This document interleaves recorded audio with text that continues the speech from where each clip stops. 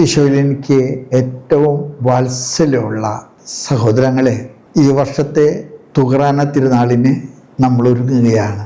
ഏറെ സ്നേഹത്തോടും ഇഷ്ടത്തോടും കൂടെ നമ്മുടെ പിതാവായ തോമാസ് ശ്ലീഹായുടെ ഓർമ്മ തിരുനാളിൻ്റെ സർവമംഗളങ്ങളും നന്മയും ഞാൻ നിങ്ങൾക്കെല്ലാവർക്കും ആശംസിക്കുന്നു. തോമാസ് ശ്ലീഹായുടെ തുകറാന പെരുന്നാൾ കൊണ്ടാടുമ്പോൾ അഡോൾഫ് മിഡലിക്കോട്ട് തൃശ്ശൂർ വികാരിയാത്തിൻ്റെ ആദ്യത്തെ അപ്പസ്റ്റോലിക് അഡ്മിനിസ്ട്രേറ്റർ, അദ്ദേഹം വലിയ ചരിത്ര പണ്ഡിതനായിരുന്നു. അദ്ദേഹം തൻ്റെ പഠനങ്ങളുടെയൊക്കെ വെളിച്ചത്തിൽ പറയുന്ന ഒരു കാര്യമുണ്ട്. മറ്റ് അപ്പസ്തോലന്മാർ അവരവരുടെ സ്ഥലങ്ങളിലെ സുവിശേഷ വേലയും പ്രേക്ഷിത പ്രവർത്തനവും നടത്തിയതിൻ്റെ തെളിവുകൾ പരിശോധിക്കുമ്പോൾ ഏറ്റവും ശക്തമായ തെളിവുകൾ തൻ്റെ സുവിശേഷ പ്രവർത്തനത്തിന് ഉള്ള ഒരു അപ്പസ്തോലനാണ് തോമാസ് ശ്ലീഹ. തോമാസ് ശ്ലീഹായുടെ ഭാരത പ്രവേശനവും സുവിശേഷ പ്രവർത്തനങ്ങളും അദ്ദേഹം സ്ഥാപിച്ച പള്ളികളും അദ്ദേഹം പ്രാർത്ഥിക്കാൻ കയറിയ മലകളും ഇതൊക്കെ നമുക്ക് ഇന്നും കൂടെയുണ്ട്. അതൊക്കെ നമ്മുടെ തീർത്ഥാടന കേന്ദ്രങ്ങളാണ്. തോമാസ് ശ്ലീഹ നമുക്ക് നൽകിയ വലിയ പൈതൃകം നമുക്ക് കാത്തു സൂക്ഷിക്കാൻ ഇടയാക്കാൻ ഈ തുകറാന തിരുനാൾ കാരണമാകട്ടെ. തോമാസ് ശ്ലീഹായെ സുവിശേഷത്തിൽ നമ്മൾ പ്രധാനമായിട്ടും കാണുന്നത് യോഹന്നാൻ്റെ സുവിശേഷത്തിലാണ്. 3 നിർണായക ഘട്ടങ്ങളിൽ തോമാസ് ശ്ലീഹ ഇടപെടുന്നുണ്ട്. ആ ഇടപെടലുകളെല്ലാം തന്നെ ക്രിസ്തുവിൻ്റെ ദൈവത്വത്തിൻ്റെ അടയാളങ്ങളുടെ തിരുശേഷിപ്പുകളാണ്. ഉദ്ധിതനായ കർത്താവ് ശിഷ്യന്മാർക്ക് പ്രത്യക്ഷപ്പെട്ടപ്പോൾ തോമാസ് ശ്ലീഹ സ്ഥലത്തില്ലായിരുന്നു. തോമാസ് ശ്ലീഹ വന്നപ്പോൾ ശിഷ്യന്മാർ പറഞ്ഞു, ഞങ്ങൾ കർത്താവ് വന്നു, ഞങ്ങൾ കണ്ടു. തോമാസ് ശ്ലീഹ വാശി കൊണ്ട് പറഞ്ഞു, ഇല്ല, ഞാൻ സമ്മതിക്കുകയില്ല.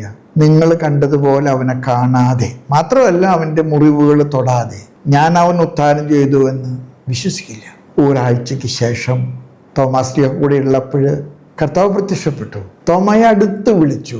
തോമയോട് പറഞ്ഞു, വരിക, എൻ്റെ മുറിവുകൾ നീ കാണുക, എൻ്റെ വിലാവ് നീ തൊടുക. ഉത്ഥാന പെരുന്നാൾ കഴിഞ്ഞു വരുന്ന പുതുഞായറാഴ്ച നമ്മൾ തോമാസ് ശ്ലീഹായെ ഓർമ്മിക്കുന്നതിൻ്റെ കാരണം ഈ പുതുഞായറിലാണ് തോമാസ് ശ്ലീഹ കർത്താവിൻ്റെ വിലാവ് തൊട്ട് ഏറ്റുപറഞ്ഞത്, എൻ്റെ കർത്താവേ, എൻ്റെ ദൈവമേ.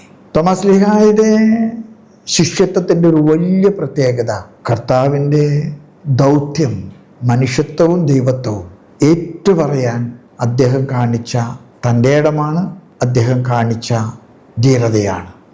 എൻ്റെ കർത്താവേ, എൻ്റെ ദൈവമേ. തോമാസ് ശ്ലീഹയെക്കുറിച്ച് ഓർമ്മിക്കുമ്പോൾ പറയാൻ ആഗ്രഹിക്കുന്ന രണ്ടാമത്തെ കാര്യം, വിശ്വാസം തലയ്ക്ക് ചുമക്കുന്ന അറിവിൻ്റെ ഭാണ്ഡക്കെട്ടല്ല, അത് ജീവിതം കൊണ്ട് പ്രാവർത്തികമാക്കേണ്ട വലിയ രക്തസാക്ഷിത്വത്തിൻ്റെ ആത്മസമർപ്പണമാണ്. കർത്താവ് ബെഥാനിയയിലേക്ക് പോകാനായിട്ട് ആഗ്രഹിച്ചു.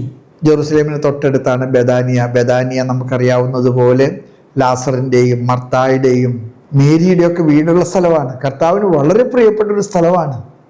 പക്ഷെ ജെറൂസലേമിന് അടുത്തായതുകൊണ്ട് കർത്താവിന് ഏറ്റവും കൂടുതൽ ശത്രുക്കളുള്ളൊരു സ്ഥലമാണ്. മറ്റു ശിഷ്യന്മാരെ കർത്താവിനോട് പറഞ്ഞു, കർത്താവേ, സമയം നല്ലതല്ല, നിനക്ക് ഏറ്റവും കൂടുതൽ ശത്രുക്കളുള്ള സ്ഥലമാണ്. ലാസറിന് ഗുരുതരമായ രോഗമാണെന്ന് നമുക്കറിയാം. പക്ഷെ ഇപ്പം നീ പോയാൽ നിന്നെ അവർ നോക്കിയിരിക്കുക, നിനക്ക് അപകടത്തിന് കൂടുതൽ സാധ്യതയുണ്ട്.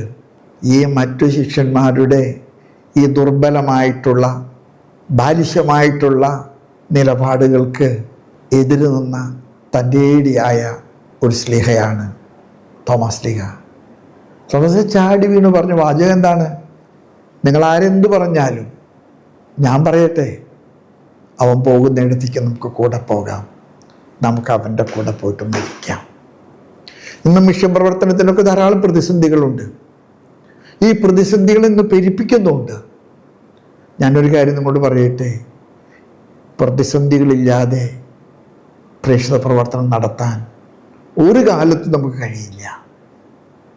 ഇന്നാണെങ്കിലും ഇന്നലെയാണെങ്കിലും നാളെയാണെങ്കിലും എല്ലാ പ്രതിസന്ധികളുടെ നടുവിലും നമുക്കുണ്ടാകേണ്ടത് ചങ്കൂറ്റമാണ്. തോമാസ് ശ്ലീഹായെപ്പോലെ മരിക്കേണ്ടി വന്നാലും നമുക്ക് അവൻ്റെ കൂടെ പോയി മരിക്കാം.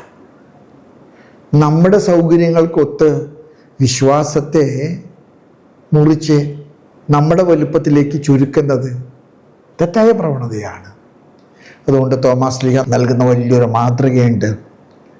വിശ്വാസം പ്രതിസന്ധികളുടെ നടുവിലും ഏറ്റുപറയാനുള്ള വലിയ ചങ്കൂറ്റം തോമാസ് ലീഹ പ്രഘോഷിച്ചു. തോമാസ് ലീഹ പ്രായോഗികമാക്കി.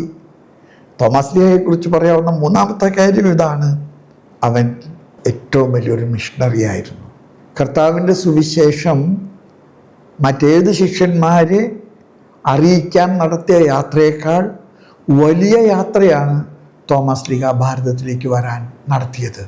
കൊടുങ്ങല്ലൂരിലെ കപ്പലിറങ്ങാനും പാലയൂരിലും കൊട്ടക്കാവിലും കൊക്കമംഗലത്തും നിരണത്തും കൊല്ലത്തും നിലയ്ക്കലിലൊക്കെ പള്ളി സ്ഥാപിക്കാനും തിരുവാങ്കോടിൽ അരപ്പള്ളി സ്ഥാപിക്കാനും മലയാറ്റൂരിൽ പ്രാർത്ഥിക്കാനും മൈലാപ്പൂരിൽ ഭരിക്കാനൊക്കെ അദ്ദേഹം നടത്തിയ വലിയ പ്രേക്ഷിത യാത്ര.